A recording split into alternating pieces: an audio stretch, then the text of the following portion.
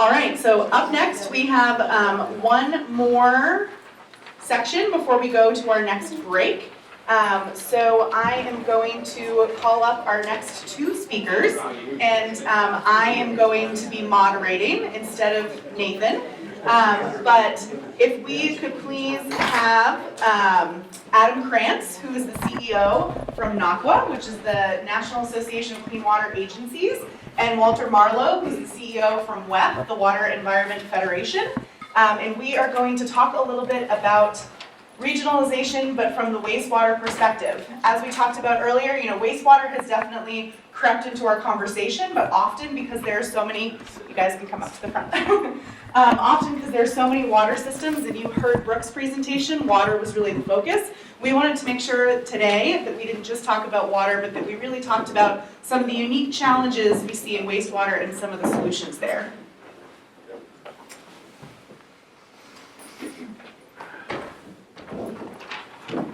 So if you guys could just briefly, I'll give you the mic, I did just introduce you, but if you want to talk just very briefly about who you are and what your organization does, and then we'll start with our questions. Hi, I'm Walt Marlowe. I'm the Executive Director of the Water Environment Federation. We're based in Alexandria, Virginia.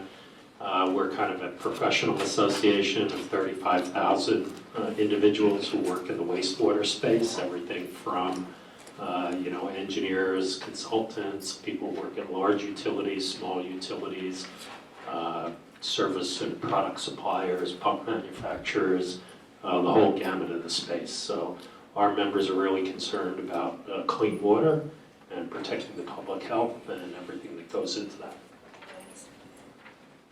First of all, I learned so much today just listening to all of the other panelists, and let me start off by simply saying that you all are the experts on these issues, not me or the National Association of Clean Water Agencies that I represent. NACWA, the National Association of Clean Water Agencies, represents only public wastewater and stormwater utilities.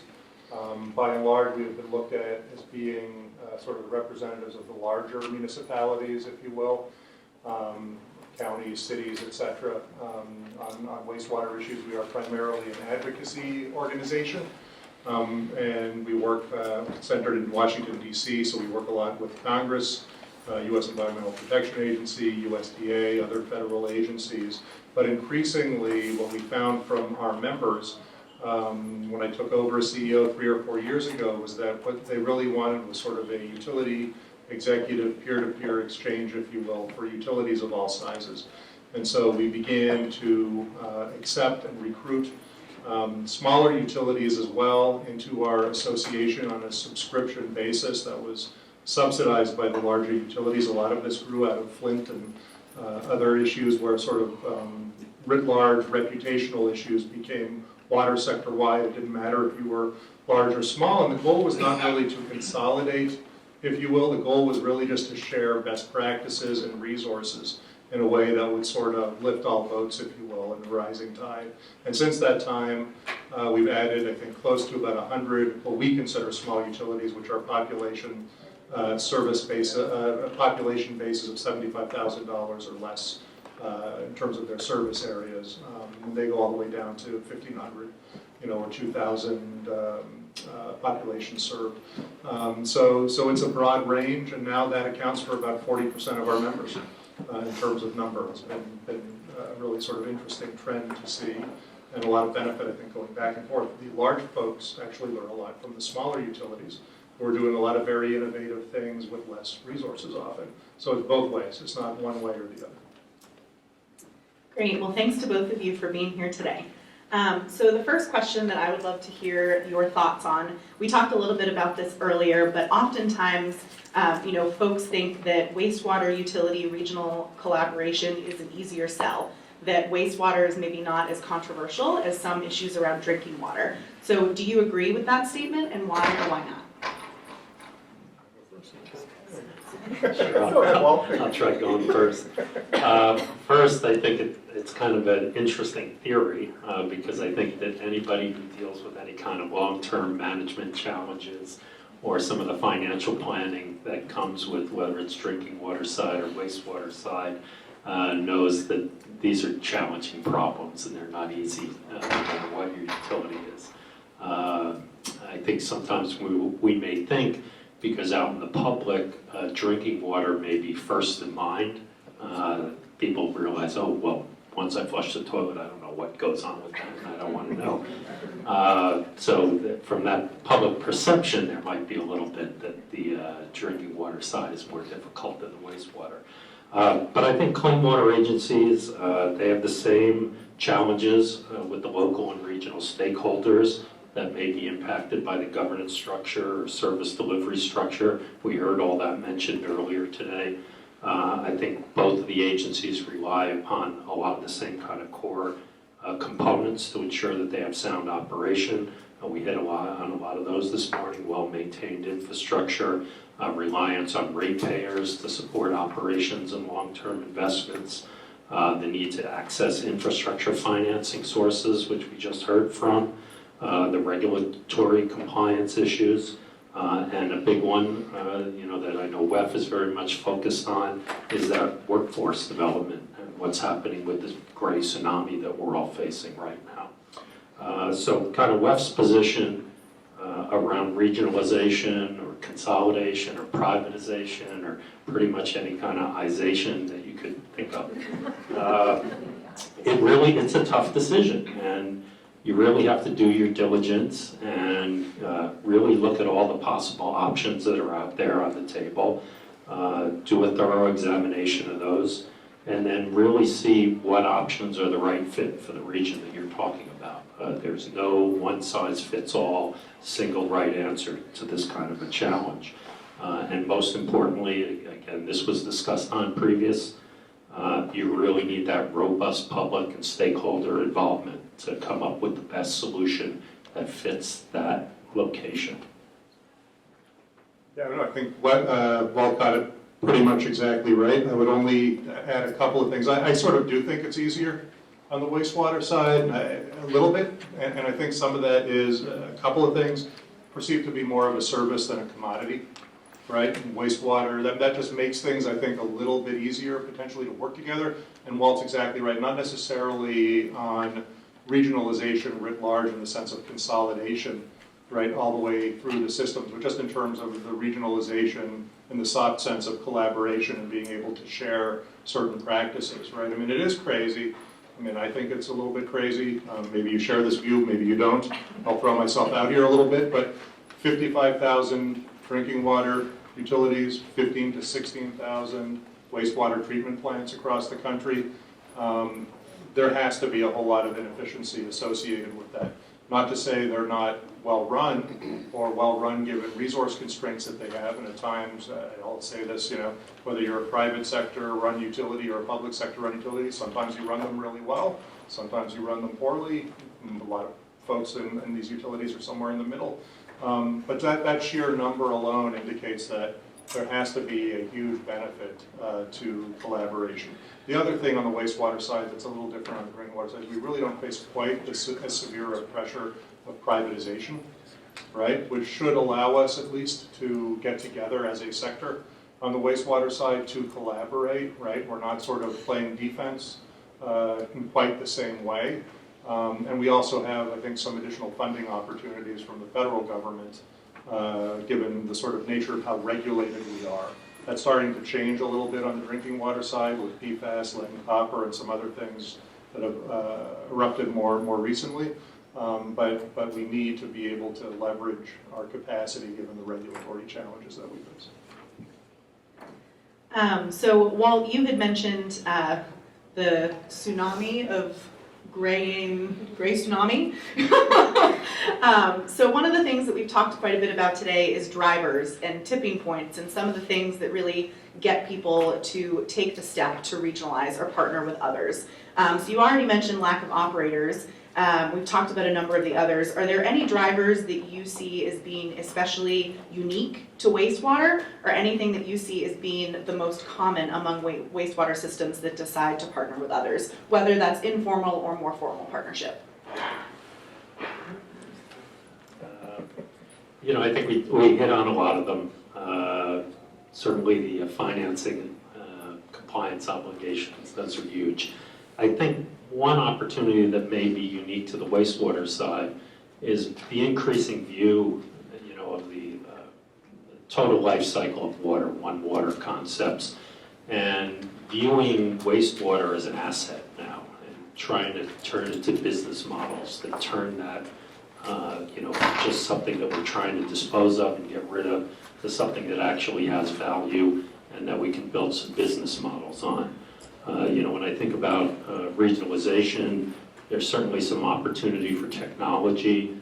You think about anaerobic digestion, biosolids, having a larger flow, being able to take in some of the flow from the ag community manure.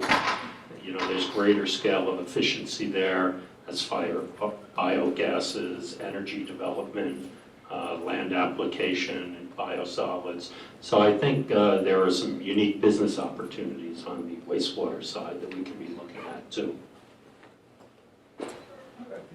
The only thing I would add to that a little bit is, in my view, the big driver is simply affordability. And this, I think, is an issue that's exactly the same for small utilities, rural communities, as it is for the large utilities. We're facing an issue for our larger utilities where the bottom quartile of their populations in urban areas are essentially paying 8% of their median household income to deal with water, wastewater services, right? I mean, and that's double, in some cases triple, right, what EPA's own guidelines are in terms of regulatory compliance costs, right, from a median household income standpoint. And we've always sort of looked at this MHI, median household income number, as being the driver. Well, it doesn't make any sense. The median household income individual, right, or household does not exist, right? It's a fabrication. The reality is everyone's either under it, right, or over it, right? They aren't at it. And somehow or other, you get to a point 50 years after passage of the Clean Water Act and after passage of our environmental statutes where you really do have to take a look across the board at what the real ratepayer is paying at a point now where folks are starting to notice these water and sewer bills in a way they never have before. And I think the pressure is going to be on us as a sector more than ever before to find a solution, especially for folks who can't afford it on the one hand, and we need to do that by being simply more efficient as a sector. And it's not about takeovers, and it's not about consolidations, but we are seeing in some states now legislation to begin the process of allowing the state to force consolidations. I'll talk a little more later about California as an example of that, but that's what's coming, I think, to everyone's backyard. I also want to talk a little bit about the private sector, and our friends, the National Association of Water Companies, which is sort of the private sector equivalent of what NACWA is for the public sector, getting a lot smarter about starting to find ways to require much stricter utility management standards at the state level, right, in order to create a situation where some of the small, lesser resource utilities simply can't afford to do that kind of work, and then what happens? You get, an American Water stepping in, right, or an Aqua America or others stepping into that gap. And my view is I would much rather see public-public partnerships to be able to overcome that type of push. Thank you. So one of the other things that we've talked a lot about today, and we did in our group work, was really working through some of the barriers to regionalization. So Adam, you had said that you do agree that wastewater in some senses is an easier sell, but obviously there are still challenges and barriers, probably some of which have already been mentioned. But if you guys could talk a little bit about some of the things that you either see that are unique to wastewater or you see frequently in the wastewater space, and then any innovative ways that you've seen some of your systems and members overcome some of those challenges. So, I just think, the law of inertia also is a big part of this, but we forget sometimes, a little bit about history, right? And if you look back at the Clean Water Act, it's going to be the Clean Water Act's 50th anniversary in 2 years, 2022. Back then, right, there was really no sort of network of centralized wastewater treatment plants that were fairly high-tech, right? And today, right, you have these huge authorities that span suburb by suburb with populations that have increased over 50 years in a manner that I don't think anyone really foresaw right? There was regionalization, it happened already. We've been there, we've been going through it, right?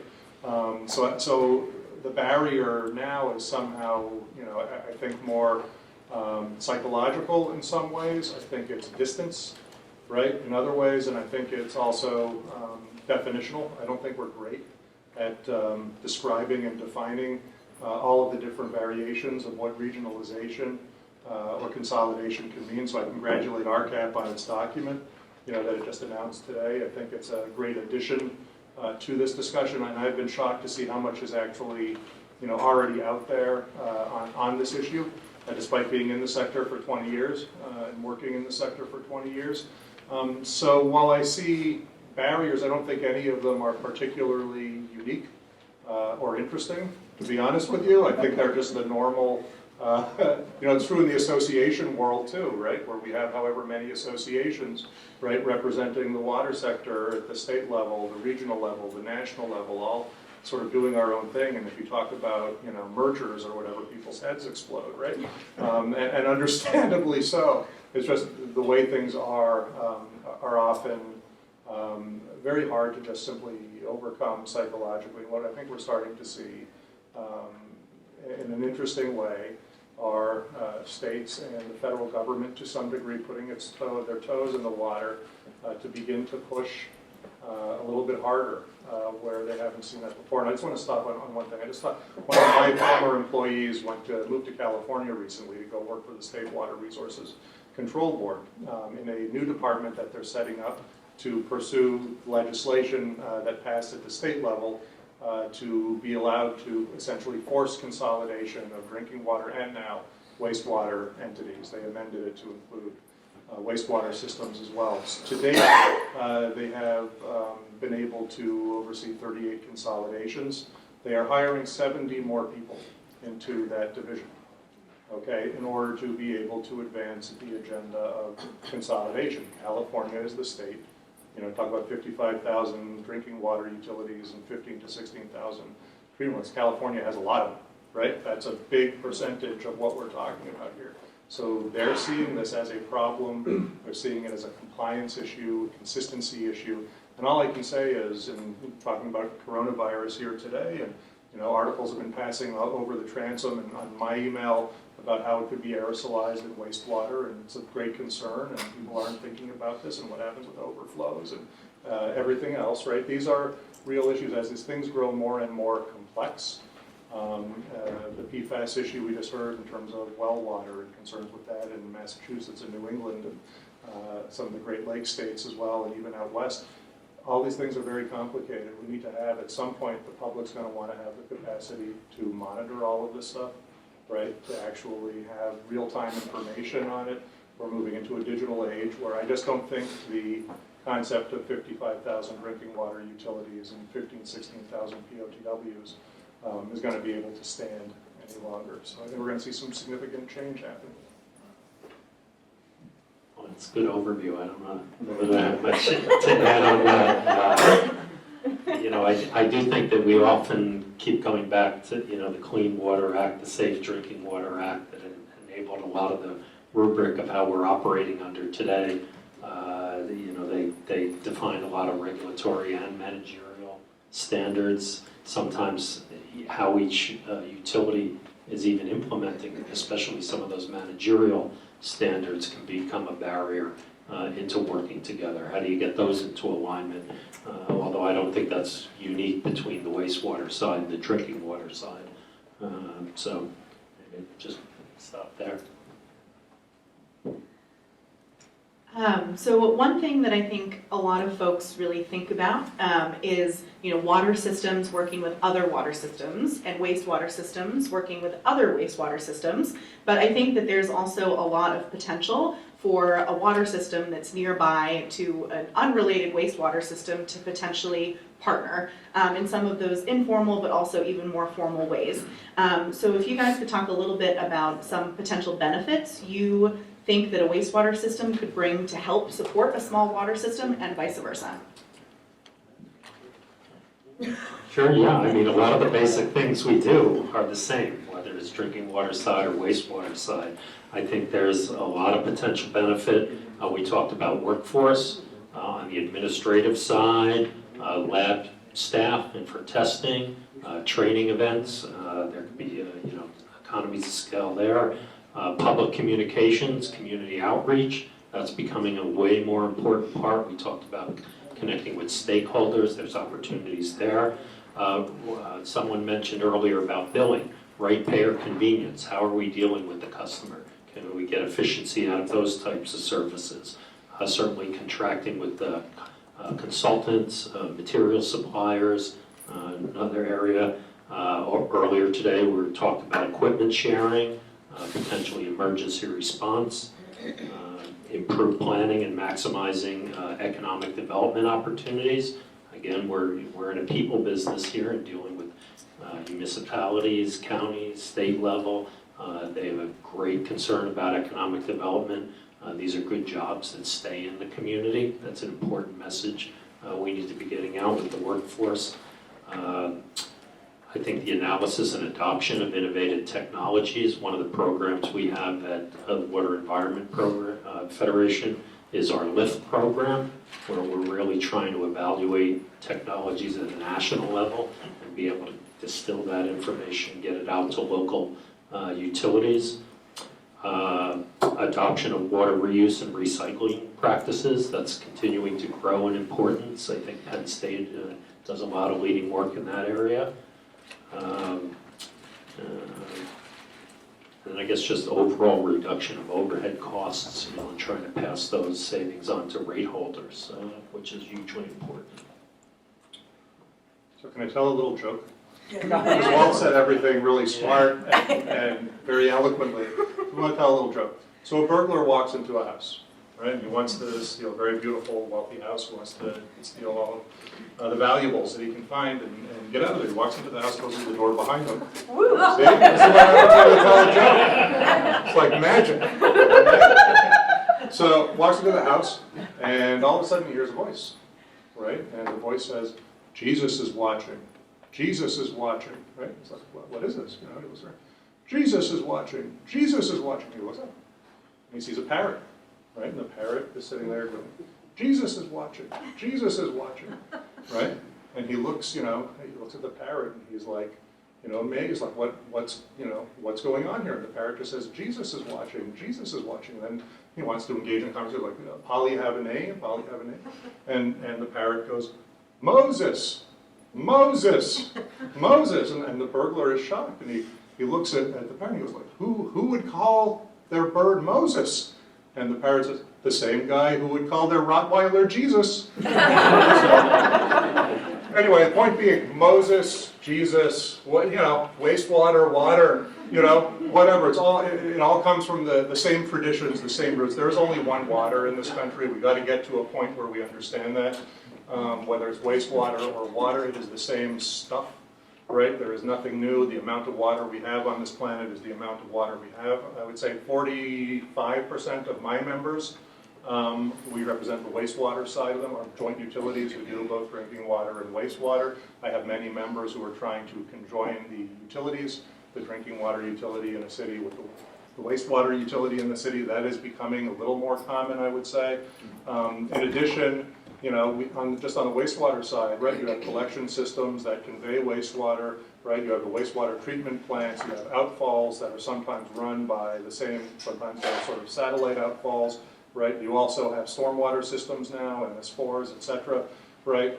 A lot of our utilities are doing all of that, right? They're taking everything from bringing it from your home or from industry through the treatment chain, sending it into outfalls and moving it, to ultimately our waterways where it becomes your drinking water. Then they treat it as your drinking water, distribute it to your homes, right? My view is that's going to become a much more sort of prevailing thing. And it's going to take a long period of time, but I do think the one key in all of that is this one water movement.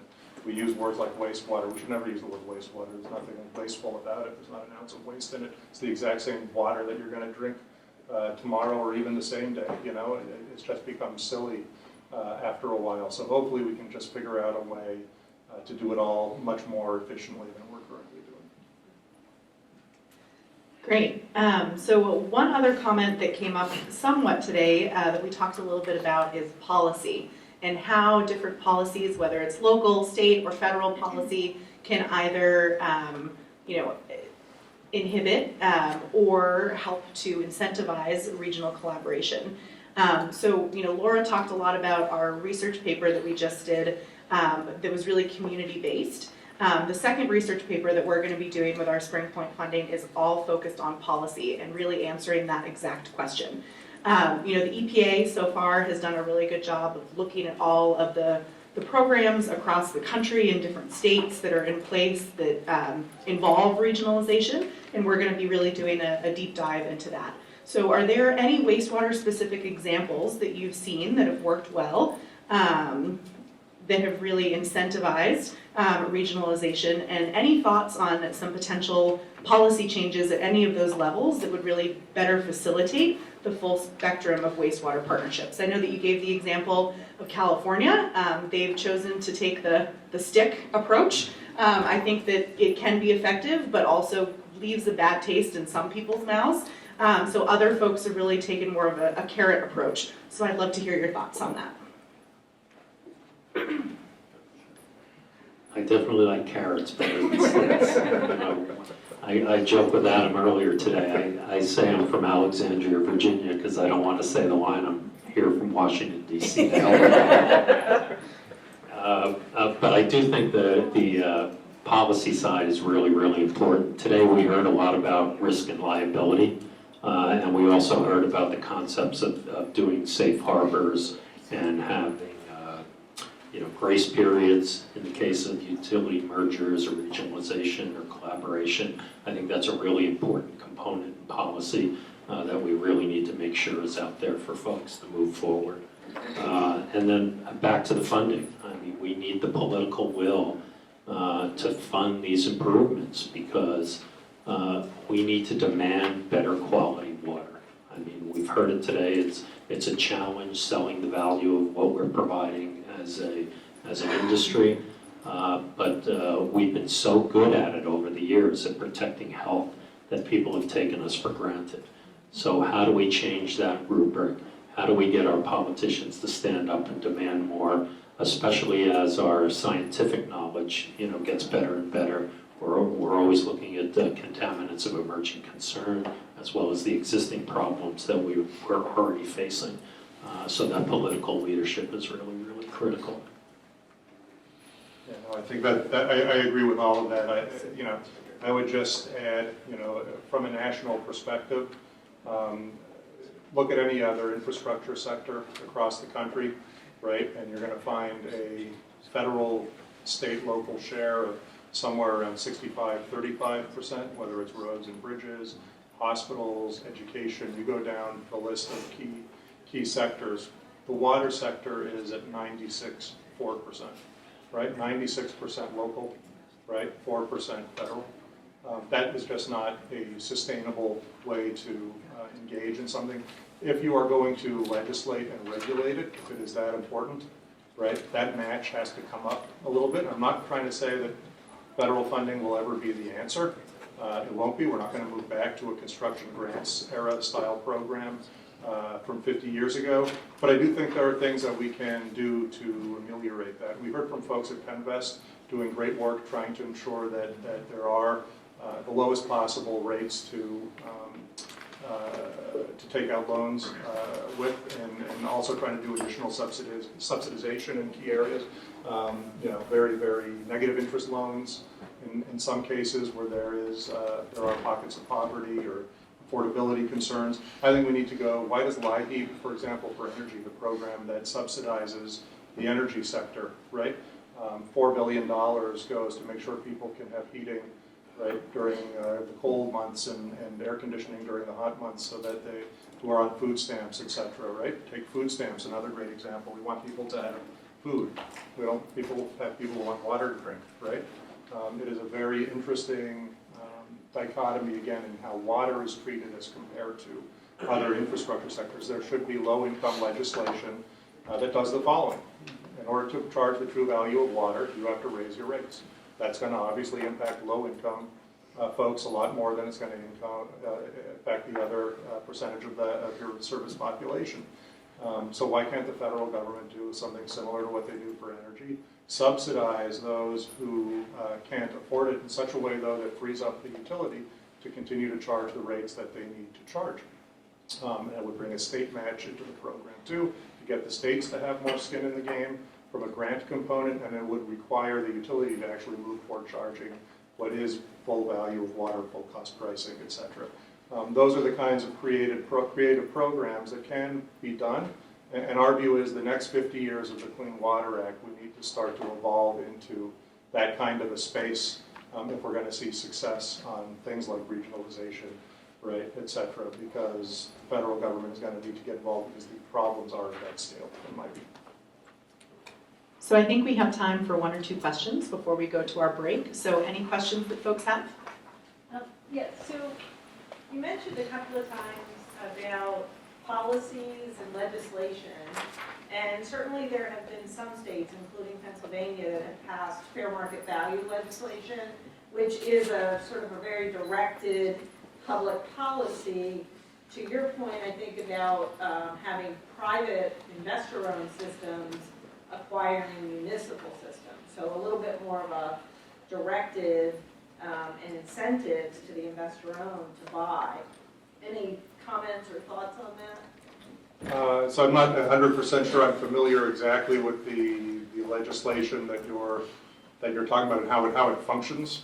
So I don't want to speak to it. Yeah, it basically says investor-owned companies can buy municipal wastewater or water systems, and the amount that goes into rate base for the investor-owned systems is the average of 2 appraisals or the purchase price, whichever is less. It varies from state to state. About 11 states have some type of fair market value legislation, but that's the general idea. So those purchase prices and appraisals tend to be well above what would be the book cost. I understand.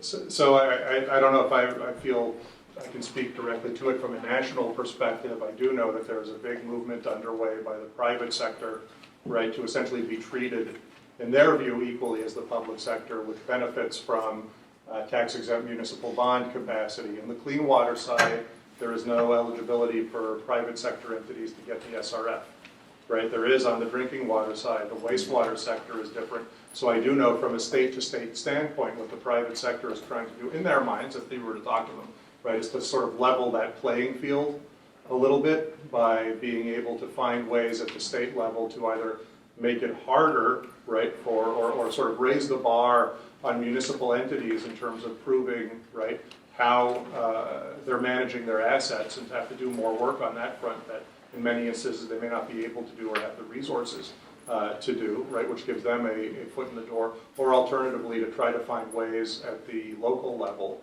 right, to come in and be incentivized to buy those systems. From our standpoint, right, where 98-99% of wastewater systems are held in public hands and 92% of drinking water systems, I think we have been, one thing we need to understand too, incredibly successful, right, as a nation in providing safe drinking water and clean water as a country, and that's in large part exactly because of the types of subsidies, if you want to call them that the federal government still provides a little bit of in the form of tax-exempt muni bonds, low-interest loans, et cetera, that sort of make up their contribution, if you will, in terms of that 4 or 5% that still exists. But you know, we as an organization represent only the public side, but we represent them nationally. So on these state-by-state efforts, it's really important for your state-based organizations to also play a part in that. All right, well, thank you to both Adam and Walt for being here.